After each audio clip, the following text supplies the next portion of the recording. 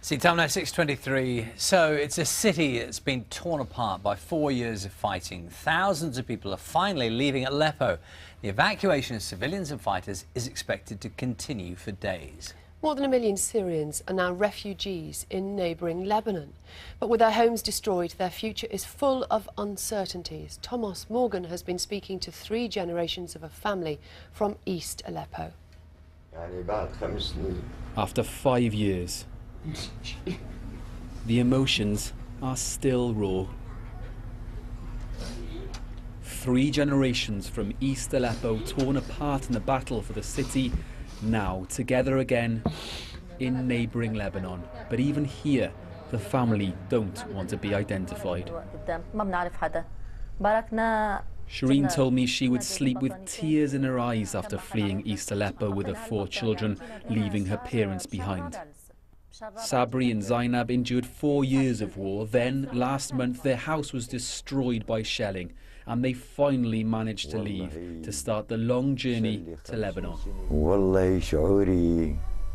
After a long, hard 26-hour journey, we finally reached the Lebanese border. And finally, I was with my daughter. It's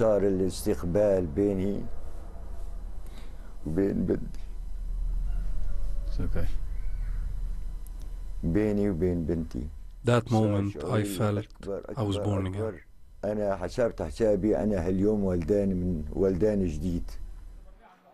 The battle for Aleppo is at an end, but there is little left in the east of the city.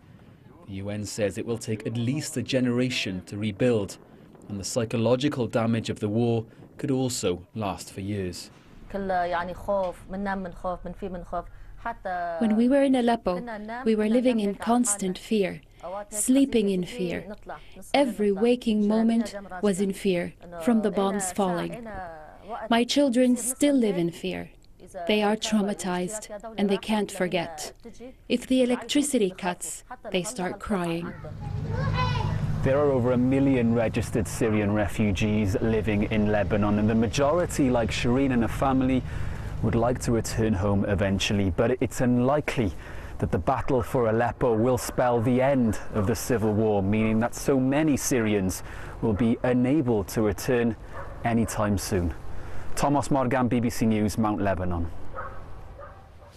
And we will be getting the very latest about the situation in Syria just about 20 to 8 this morning. We will be hearing about conditions for the people who've been moving, the people who are still left there, and what's happening to the children too. Let's see what's coming up a little later on in the next half hour. 100 years of badges and bonfires. Sophie van Bruggen is at the Natural History